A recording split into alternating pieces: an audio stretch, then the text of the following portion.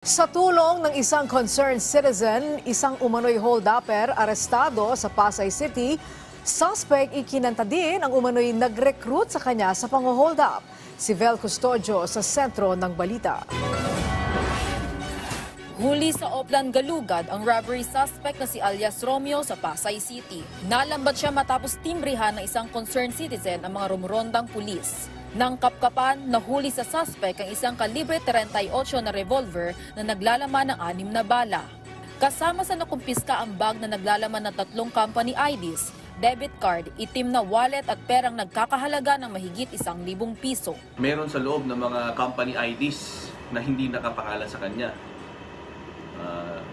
Nung tinrace nila yung tao na yon na isang call center agent, nakumpirma nga nila mula dito sa biktima na ito na siya ay na-hold up. According po sa statement ng ating victim, dalawa yung nang-hold up sa kanila.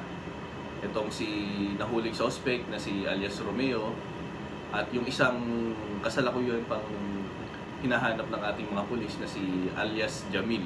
Ayon sa nahuling suspect, ito ang unang beses na nasangkot siya sa pang-hold up. Galing pa raw siya sa Palawan at dumayo siya sa Pasay para maghanap ng trabaho.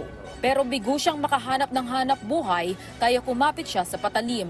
Dito siya naengganyo magnakaw ng isang alias Jamil. Doon ko siya nakilala sa Ross Boulevard eh. Kasi doon ako natutulog. May kita niya ako sa gilid. Pinibigyan niya akong pagkain. Kaya yun.